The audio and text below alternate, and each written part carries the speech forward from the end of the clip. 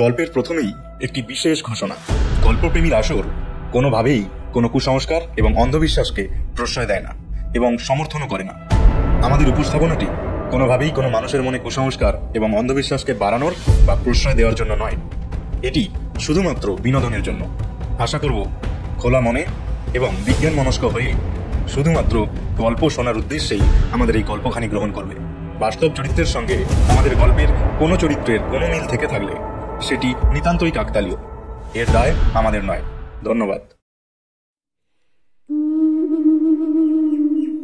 স্টেশনের নাম লোচনপুর। সেখান থেকে আরও 2 ক্রোশ। যানবাহন বলতে কিছু নেই। গরমে আর শীতে গরুর গাড়ি চলে, কিন্তু বর্ষায় তা সম্ভব নয়। মাঝপথে দুটো খাল, অন্য সময় বালির স্তূপ। বর্ষাকালে পার হওয়া দায় খেয়া নৌকা ছাড়া। উপায় নেই, কোর্টের কাজ। এই 4 মাইল পথ পায়ে হেঁটে গিয়ে পূর্বাই গ্রামের সর্বেশ্বর জানাকে ধরতে হবে। ধরা মানে কোর্টের ভাষায় সমন ধরিয়ে দেয়া। এই কাজ না করতে পারলে চাকরি থাকবে না। হয়তো গিয়ে দেখব আগে থাকতে খবর পেয়ে সর্বেশ্বর ডুব মেরেছে, কোথাও পাওয়া যাচ্ছে না তাকে। তা যদি হয় তাহলে তার বাড়ির দরজায় নোটিশ সেঁটে দিয়ে আসতে হবে। মোট কথা যেতে হবে আমাকেই। যাত্রা শুরু করলাম। কাঁচা মাটির পথ কিছুটা গিয়েই শেষ হয়ে গেল। তারপর ওই হাতখানেক চওড়া সার্কাসের খেলায় সরু তারের ওপর দিয়ে যেভাবে লোকটা হাঁটে, সেই রকম কায়দায় সাবধানে এগিয়ে চলেছি। একটু এদিক ওদিক হলেই একেবারে কাদা গোলা জলে নাকানি চোবানি খেতে হবে। একমাত্র ভরসার কথা, এখনো যথেষ্ট আলো রয়েছে। চারিদিক পরিষ্কার দেখা যাচ্ছে। হাতের লাঠিটা ঠুকতে ঠুকতে এগিয়ে চলতে লাগলাম। যা শুনেছিলাম তা ভুল। খাল 2 নয়, 1টা। খেয়া নৌকার ব্যবস্থা নেই। সরু খালের ওপর বাঁশের একটা সেতু। 2 হাতে বাঁশ আঁকড়ে খাল পার হলাম। তারপর নয়, সরু পথ, পায়ে চলা। দুপাশে ঘোড়া নিম আর আরশেওড়ার গাছ। জায়গাটা বেশ অন্ধকার। মাইলখানেক পথ পার হয়েই পূর্বাই গাঁয়ে হাজির হলাম। ছোট্ট গ্রাম। একটা দোকান আর গোটা 10 চালাঘর এই গ্রামের সীমানা। বরাত ভালোই বলতে হবে। সর্বেশ্বরকে একেবারে বাড়ির দাওয়াতেই পেয়ে গেলাম। ঘরে বসে গাবের আঠা দিয়ে জাল মাজছিল। তার কাছে খোঁজ করতেই বাজঘাই আওয়াজে বললে, আমি সর্বেশ্বর জানা, পিতা ঈশ্বর পতিত পাবন জানা। মশাইয়ের প্রয়োজন? প্রয়োজনটা দেখেই সর্বেশ্বর চমকে উঠল। এমন জানলে হয়তো জাঁক করে পরিচয় দিত না। কাজ শেষ করে কোঁচার খুঁটে গাল কপাল মুছে বললাম, একটু জল খাওয়াতে পারেন? সর্বেশ্বর এক দৃষ্টে কিছুক্ষণ আমার দিকে চেয়ে রইল। সে দৃষ্টিতে যেন আগুন ঝরছে। তারপর বলল, লোচনপুরে আসবার সময় একটা খাল পার হয়ে এসছেন না? ঘাড় নেড়ে বললাম, হ্যাঁ। অনেক জল পাবেন সেই খালে। পেট ভরে চুমু দিতে পারেন। অবস্থা দেখে আমি আর দাঁড়ালাম না। দাঁড়াতে সাহস হলো না। কিছু বলা যায় না। দলবল ডেকে যদি লাঠির ঘায়ে একেবারে খতম করে দেয় তাহলেও কিচ্ছু করতে পারবো না। তারপর মাটি খুঁড়ে লাশটা যদি পুঁতে ফেলে তাহলেও কাক ছিলে জানতে পারবে না। কোর্টের পেয়াদার ভাগ্যে মারধর হামেশাই হয়। লোকজন ক্ষেপে উঠে আধমারা করে দেয়। একবারও ভাবে না আমরা নিমিত্ত মাত্র, শুধু নির্দেশ জারি করেই খালাস। বুঝতে পারলাম এ গায়ে ঠাঁই হবে না। ভেবেছিলাম রাতটা কোথাও বিশ্রাম করে ভোর ভোর রওনা হব, কিন্তু তা হবার নয়। একেবারে গাঁয়ের মুখে যে দোকানটা দেখেছিলাম সেখানে এসে দাঁড়ালাম। খাওয়ার জিনিস কিছু পাওয়া যাবে? দোকানি নড়ে চড়ে সোজা হয়ে বসলো। কি চাই বলুন না কর্তা। চেয়ে দেখলাম দুটো ধামা পাশাপাশি সাজানো। গোটা কয়েক জার আছে, তবে সবকটাই খালি। দোকানি আবার বলল, মুড়ি আছে, পাটালি আছে। আর কিছু দুধ কিংবা কলা? আগে না, ওসব এখানে পাবেন না। নিরুপায় মুড়ি আর পাটালি নিয়ে কাঠের বেঞ্চের ওপর বসে পড়লাম। দু এক গাল মুখে দিয়েই বুঝতে পারলাম মুড়িগুলো অন্তত 1 সপ্তাহ বাসি। আর পাটালি যে কি করে এত তিতো হয় অনেক ভেবেও কুল কিনারা পেলাম না। খাওয়া শেষ করে জল খেয়ে পয়সা দেওয়ার মুখে জিজ্ঞেস করলাম, এখানে রাতটা কাটাবার জায়গা হবে? এই দোকানের একপাশেই হাত পা মুড়ে পড়ে থাকবো। কোনো উত্তর নেই দেখে মুখটা তুলেই শঙ্কিত হলাম। দোকানি এক দৃষ্টে আমার বুকের ওপর আটকানো পেতলের চাকতির দিকে দেখছে, যেটার ওপর কোর্টের নাম খোদাই করা। তাড়াতাড়ি পয়সা কটা দোকানি হাত থেকে কেড়ে নিয়ে হাঁপাতে হাঁপাতে বলল, না মশাই, থাকার জায়গাটা এখানে হবে না। ছেলেপুলে পরিবার নিয়ে থাকি, এখানে আপনি শোবেন কোথায়? সন্ধ্যা হয়ে এলো, তাহলে এখন যাই কোথায়? এই বেলা স্টেশনের দিকে রওনা হয়ে পড়ুন। কতটা আর পথ? কলকাতায় যাওয়ার শেষ গাড়ি রাত 10:32, সেটা অনায়াসেই পেয়ে যাবেন। আমাকে আর কিছু বলবার অবসর না দিয়ে দোকানি ঝাঁপ বন্ধ করতে শুরু করলো, যাতে দোকানের সামনে থেকে অন্তত সরে যেতে বাধ্য হই। বুঝতে পারলাম এ গায়ে আশ্রয়ের কোনো আশা নেই। বুকের চাকতিটাই আমার কাল। কোর্টের পেয়াদাকে এরা সমনের সামিল বলেই মনে করে। যাই হোক, ঠিক করলাম স্টেশনেই চলে যাব। সত্যিই তো, কতটা আর পথ? যেতে 2 ঘন্টা কিংবা 3 ঘন্টা লাগলেও হাতে অনেক সময় থাকবে। লাঠিটা বাগিয়ে নিয়ে হাঁটতে আরম্ভ করলাম। চাকতিটা খুলে নিয়ে পকেটের মধ্যে রেখে দিলাম। চারিদিকে সন্ধ্যার অন্ধকার নেমেছে। গাছপালার জন্য আরও ঝুপসি ঠেকছে। যাবার সময় যে পথ মসৃণ ও সরল মনে হয়েছিল, আধো অন্ধকারে সেই পথেই বারবার হোঁচট খেতে লাগলাম। একটু পরে সন্ধ্যার অন্ধকার ঘন হয়ে এলো। আকাশে ছেঁড়া ছেঁড়া মেঘ, চাঁদের দেখা নেই, তারাও নেই। ঝোপের ভাগ থেকে শেয়াল ডেকে উঠল। শক্ত হাতের লাঠিটা ধরে কিছুক্ষণ দাঁড়িয়ে রইলাম। শেয়ালকে ভয় নেই, শেয়াল জ্যান্ত মানুষের কাছে ঘেঁষে না। কিন্তু জঙ্গলে আর কোনো জন্তু নেই তো, হিংস্র কোনো জানোয়ার? প্রায় ঘণ্টাখানেক চলার পর খেয়াল হলো এতক্ষণে খালের পাড়ে পৌঁছানো উচিত ছিল, বাঁশের সেতুটার কাজ বরাবর। দুটো হাত আড়াআড়িভাবে চোখের ওপর রেখে চারিদিক নিরীক্ষণ করলাম। এখনো অন্ধকার সূচিভেদ্য হয়ে ওঠেনি। অনেকক্ষণ চেয়ে থাকলে আবঝা আবঝা দেখা যায়। চারিদিকে গাছের জটলা। অল্প অল্প বাতাস শুরু হয়েছে। সেই বাতাসে গাছের পাতাগুলো শিরশির করে কাঁপছে। আর কোনো সন্দেহ নেই, নিশ্চয়ই পথ হারিয়েছি। সম্ভবত জঙ্গলের মধ্যে একাধিক পায়ের চলা পথ আছে। একটা পথের বদলে আর একটা পথ ধরে হাঁটতে আরম্ভ করেছি। এখন উপায়? লাঠিটা ঠুকে চিৎকার করলাম, কে আছো? আমি পথ হারিয়ে ফেলেছি, আমাকে সাহায্য করো। 1 বার, 2 বার, 3 বার চিৎকারে কোনো ফল হলো না। শুধু গাছের ডালে বিশ্রামিত কাকের দল কা কা শব্দে ঝটপট করতে করতে উড়ে গেল। কিন্তু এভাবে দাঁড়িয়ে থাকলে সমস্যার সমাধান হবে না। যে কোনো রকমেই হোক এ জঙ্গল থেকে বেরিয়ে পড়তেই হবে, নইলে রাত বাড়বে। জায়গাটা মোটেই নিরাপদ নয়। সোজা রাস্তা ধরে এগোতে লাগলাম। গাছপালার যেন শেষ নেই। যত এগোই জঙ্গল যেন তত দুর্ভেদ্য মনে হয়।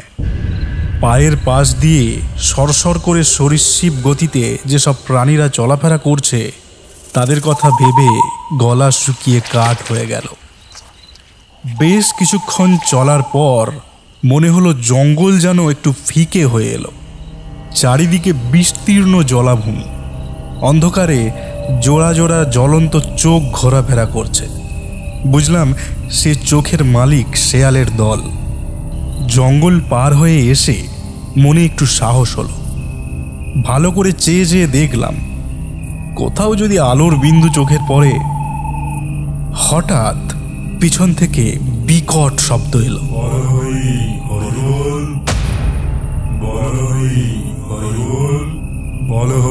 সে শব্দে বুকের রক্ত যেন হিম হয়ে গেল।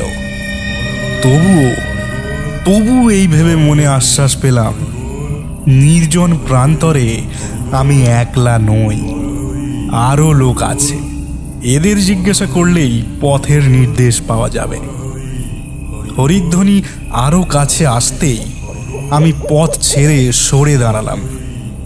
সেটাই নিয়ম, অনন্ত পথের যাত্রীকে পথ ছেড়ে দেওয়া উচিত।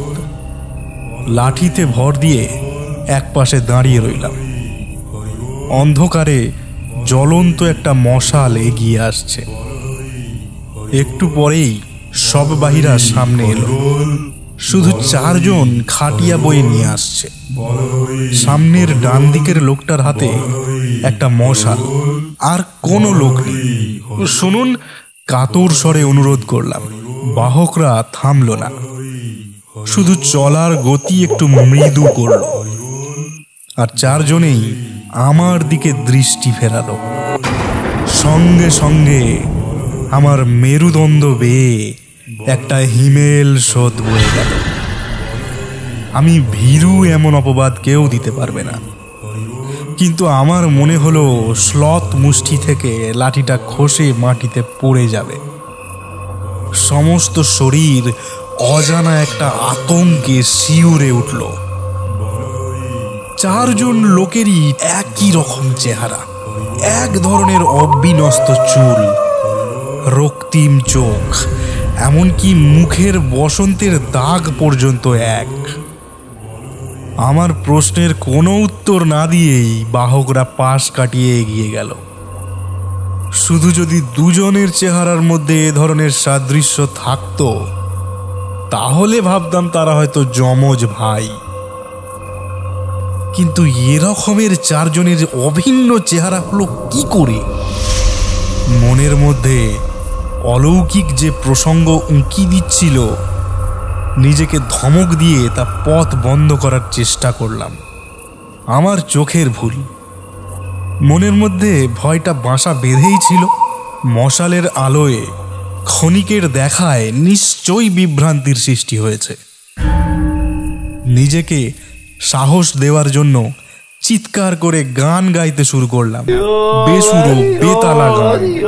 কিন্তু পর মুহূর্তেই বল হরি হরি বল, বল হরি হরি বল, এর বিকট ধ্বনিতে চমকে থেমে গেলাম।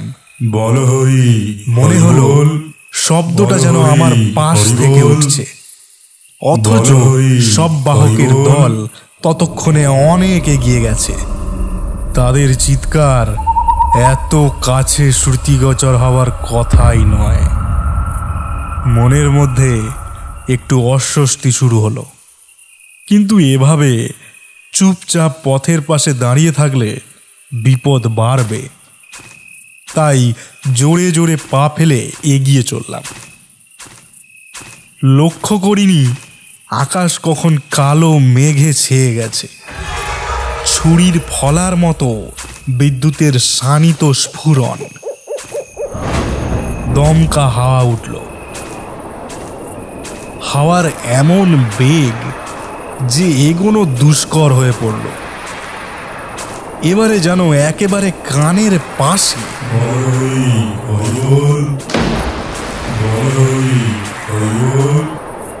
বল হরি হরি বল।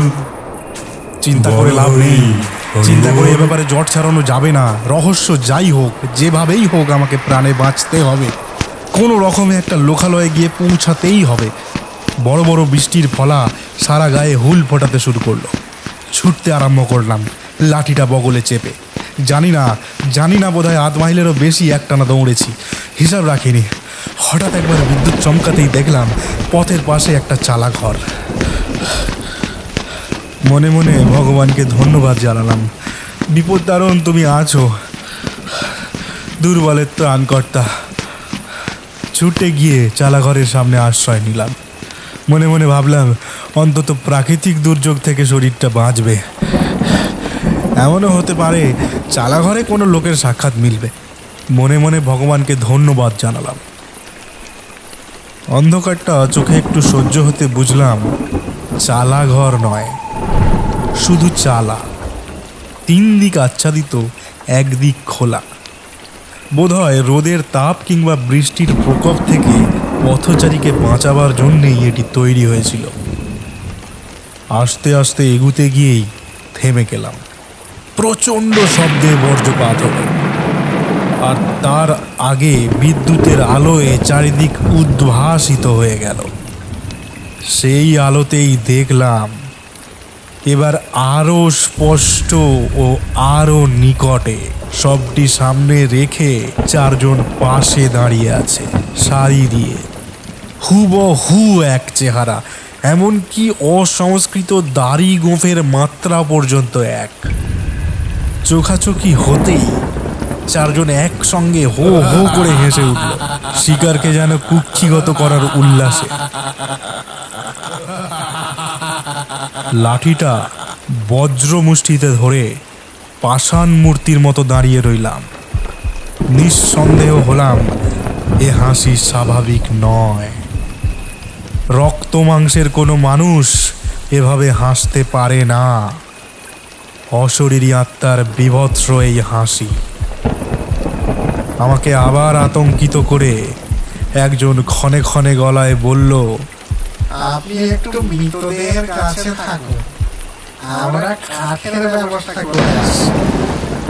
কোনো রকমে নিঃশ্বাস রোধ করে বললাম, আপনারা সবাই যাবেন?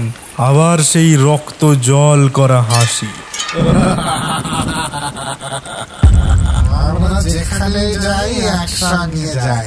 যাবার আগে লোকগুলো মশালটা জ্বালিয়ে দিয়ে গেল। বৃষ্টি থেমে গেছে। মাঝে মাঝে শুধু মেঘের গর্জন আর বিদ্যুতের চমক।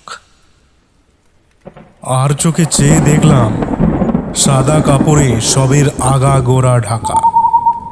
মশালের আলোয় সব কিছু পরিষ্কার দেখা যাচ্ছে। আচমকা দমকা হাওয়ায় সবের আবরণ সরে গেল। আমি একবার সেদিকে দেখেই চিৎকার করে উঠলাম। একেবারে এক মুখ, গোঁফ, দাড়ি, চুল, গড়ন, কোথাও কোনো প্রভেদ নেই, এমনকি বসন্তের দাগ পর্যন্ত। 2 হাতে চোখ দুটো রগড়ে নিলাম। এও কি সম্ভব? সব আর 4 জন বাহকের আকৃতিতে কোনো তফাৎ নেই। বুকের মধ্যে স্পন্দন দ্রুততর হলো। লাঠিটা আঁকড়ে ধরার শক্তিও যেন ক্রমে লোপ পেতে যাচ্ছে। তারপর যা ঘটল তা অবর্ণনীয়। সব চোখ খুলল, রক্তিম 2টি চোখ। প্রথমে দুটো ঠোঁট কেঁপে উঠল, তারপর ক্ষণক্ষণে গলার স্বর ভেসে উঠল। একটু উঠে বসার মতো করে বলল, ঠিক ভেবেছ, আমরা 5 জন একই লোক। কোনো তফাৎ নেই। বসন্ত রোগে মারা গিয়েছিলাম বলে প্রতিবেশীরা কেউ ভয়ে পড়াতে এলো না। দেহের সংগতি হবে না, তাই নিজের দেহ থেকে 4 জন বাহক সৃষ্টি করলাম। তাই বয়ে নিয়ে শ্মশানে। কেমন বুদ্ধি বার করলাম বলতো?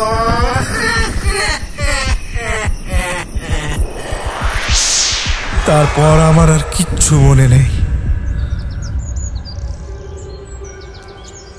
যখন জ্ঞান হলো, দেখলাম পথের এক পাশে কর্দমাক্ত দেহে পড়ে আছি। পরনের পোশাক ছিন্ন ভিন্ন। জেলেরা আমার মুখে চোখে জল দিচ্ছে, বাতাস করছে। একটু সুস্থ বোধ করে উঠে বসলাম। চারিদিকে চেয়ে চেয়ে দেখলাম, চালাঘর আছে কিন্তু শূন্য। রাতের বিভীষিকা কোথাও নেই। আস্তে আস্তে বললাম, লোচনপুর স্টেশনটা এখান থেকে কত দূর?